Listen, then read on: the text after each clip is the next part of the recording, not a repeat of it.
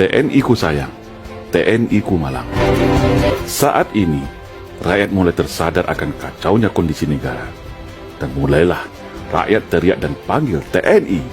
Kemana TNI? Tahukah kita semua bahwa satu, TNI kita hari ini adalah tentara yang paling sipil di dunia. Karena personilnya tak boleh bawa senjata, yang nampak bawa sarung pistol kosong di mana-mana. Dua, tahukah kita bahwa secara sistematis TNI kita seharusnya sebagai komponen utama alat pertahanan negara sekarang sudah bergeser menjadi komponen pembantu, karena tugasnya hanya menjadi pembantu, membantu tugas Polri, membantu bencana, membantu pemadaman kebakaran hutan, bahkan untuk menumpas separatisme yang jelas bahagian tugas pokok TNI tetap difungsikan untuk membantu Polri dalam tugas operasi penumpasan separatis yang diganti nama jadi kriminal dengan 1000 alasan. Yang komponen pendukung seperti komponen utama yang sudah jelas komponen utama TNI malah seperti komponen pendukung. Aneh bin ajaib. Yang ketiga, tahukah kita bahwa TNI kita hari ini sudah menjadi korban adu domba politik belah bambu antara TNI dan Polri, di mana Polri atas kebijakan politik dijadikan terdepan dalam implementasi konsep democratic policing. Sementara RUU Kamnas sengaja di-PTS-kan. Makanya TNI selalu berada di belakang Polri atau sebagai pembantunya saja. Yang keempat, tahukah kita bahwa jumlah Polri hari ini sudah 3 kali lipat jumlah TNI, alias 1:3, di mana secara anggaran pun Polri jauh fantastis di atas anggaran TNI. Tapi yang digemborkan kepada publik anggaran Kementerian Pertahanan yang paling besar. Padahal setelah dibagi berdasarkan matra, jauh di bawah anggaran Polri. Yang kelima, tahukah kita saat ini secara kedudukan hukum Polri begitu spesial langsung di bawah Presiden, sedangkan TNI berada di bawah Menteri Pertahanan. Artinya, secara strata hukum dan jabatan, Polri setara dengan Menteri, sedangkan TNI di bawah Menteri. Yang keenam, tahukah kita bahwa sudah hampir semua peran TNI saat ini sudah diambil alih oleh polisi, termasuk peran pembinaan teritorial, cipta kondisi dan pasukan kombatan. Yang ketujuh, tahukah kita bahwa secara persenjataan organik, hari ini Polri lebih canggih daripada senjata organik TNI. Senjata pasukan Densus 88, Gegana, dan Brimob, Polri lebih canggih daripada senjata Batalion Infanteri Raider sekalipun. Yang kedelapan, tahukah kita saat ini ada namanya istilah multifungsi Polri yang melebihi peran dwifungsi ABRI era Orde Baru yang dulu kita caci maki. Saat ini peran polisi sangat dahsyat dan luar biasa. Sampai ada anekdot yang beredar, NKRI adalah kepanjangan dari Negara Kepolisian Republik Indonesia. Yang kesembilan, tahukah kita saat ini tak jelas lagi batas antara dimensi pertahanan dan keamanan, di mana seharusnya jelas mana yang tugas pokok TNI sebagai komponen utama pertahanan dan mana tugas Polri sebagai komponen pendukung. Yang ke-10, tahukah kita saat ini fungsi teritorial TNI sudah diberi tak jelas lagi fungsi dan tugasnya. Padahal 49.000 babinsa seluruh Indonesia adalah mata dan telinga TNI dalam upaya cegah dini, tangkal dini terhadap ATHG, yaitu ancaman, tantangan, hambatan dan gangguan terhadap negara. Hal itu adalah termasuk dalam 5 kemampuan teritorial, tapi ternyata Babin Kamtibmas yang lebih berkuasa soal deteksi dan cegah dini. Maka terjadilah seperti hari ini, rakyat mudah diadu domba, tidak ada penengah. Walaupun TNI tahu siapa aktor dan dalangnya dalam setiap konflik sosial, tetapi tak bisa berbuat apa-apa karena terkunci oleh aturan dan tidak logis. Itulah yang disebut dengan serangan asymmetric war untuk melemahkan negara dari dalam. Yang ke-11, tahukah kita bahwa Panglima TNI hari ini ditunjuk oleh Presiden, sedangkan Presiden adalah bahagian dari kekuasaan politik. Bayangkan, apabila kewenangan politik ini disalahgunakan untuk mengkooptasi TNI agar manut dan tunduk kepada kehendak kekuasaan, bukan kepada rakyat dan negara lagi.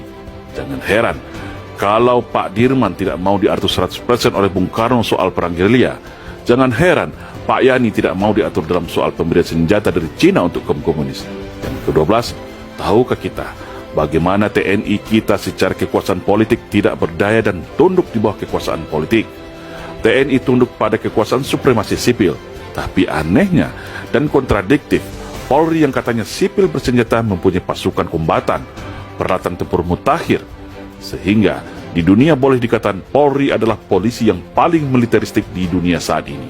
sampai memerangi terorisme dan separatisme yang seharusnya tugas TNI juga diambil oleh Polri. TNI tidak punya kewenangan apapun, khususnya Angkatan Darat. Yang ke-13, tahukah kita kalau TNI hari ini secara institusi terikat oleh undang-undang dan secara individu terikat oleh Sumpah Sabta Marga. Namun, di satu sisi ada kelompok politik dari sipil melalui kekuasaan politik dapat mengintervensi permasalahan internal TNI, baik itu berupa penempatan posisi jabatan dan belanja anggaran persenjataan TNI. 14. Sadarkah kita, slogan sinergitas TNI Polri hanyalah cara halus mengikat TNI ke belakang, tetapi memberikan kekuasaan luas kepada Polri di depan. Logikanya, buat apa dulu TNI Polri dipisah, lalu saat ini diikat lagi dengan bahasa sinergitas? Kan jadi aneh dan menimbulkan tanda tanya besar. Sinergitas artinya tetap di bawah kendali Polri. Nah, semua penjelasan di atas adalah baru beberapa bahagian yang menjadi beban tugas, beban moral, beban psikologis mental prajurit TNI dalam menunaikan bakti pada negara. Sudah sangat jelas bagaimana upaya sistematis untuk mengekang TNI, melumpuhkannya, dan menempatkannya berada di belakang peran dan tugas Polri. Sungguh TNI ku sayang dan TNI ku malang. Ketika ada kejadian berupa perang, bencana alam, dan gangguan keamanan berat, TNI baru dipanggil untuk diperbantukan. Tetapi ketika itu berupa fasilitas politik, kewenangan dan sarana prasarana, TNI selalu diminta untuk bersabar, untuk banyak mengalah, dengan slogan Bumi Pertiwi. Hari ini barulah kita sadar bahwa pelemahan TNI ini adalah bahagian sistematis dan pembalasan dendam dari para kelompok neo-PKI, agar mereka leluasa merebut Indonesia dan merubahnya menjadi negara komunis. Sungguh miris ketika tentara dibuat tak berdaya dan kalau bisa masuk barak saja dan jaga perbatasan. Namun ketika negara sudah sekarat, baru semua teriak dan panggil nama TNI. Ketika semua peran TNI diambil, lalu terjadi konflik polemik yang tidak terkendali lagi, baru panggil TNI. Kemana TNI? Yang enak buat Polri, yang susah dan berat baru TNI, yang disalahkan TNI, yang dipuja-puja Polri. Inilah yang dirasakan oleh para keluarga besar TNI hari ini. Dan itulah yang kita maksud sudah terjadi infiltrasi politik belah bambu untuk memecah TNI dan Polri. Satu diangkat, satu diinjak. Dan strategi ini baru sekarang kita sadar adalah bahagian infiltrasi politik para anak PKI yang berhasil menyusup secara halus mempengaruhi putusan politik pasca reformasi. Lalu siapa lagi yang akan jaga bangsa ini dari upaya infiltrasi ke masyarakat untuk adu domba, hasut menghasut, dan berupa perang narkoba atau lainnya yang tujuannya untuk melemahkan Indonesia dari dalam? Sungguh TNI ku sayang, TNI ku malang. Semoga bangsa ini tersadar dan mengembalikan jati diri TNI sebagai tulang punggung negara. Saya yakin, kalau fungsi teritorial TNI berjalan dan TNI kembali ada tempat di Senayan, maka insya Allah agenda komunisme di Indonesia akan kembali bisa dipatahkan. Karena TNI punya peta dan tools strategi untuk itu. TNI harus kembali menjadi jati dirinya sebagai prajurit Sabta Marga yang berwibawa sebagai penjaga Garuda, pengawal Pancasila, garda utama menjaga keutuhan NKRI. Karena saya yakin, secara personal dan mayoritas, insya Allah, TNI masih akan setia kepada Pancasila, masih akan setia kepada rakyat Indonesia, sesuai sumpah janjinya setia kepada NKRI. Insya Allah. Salam Indonesia Jaya.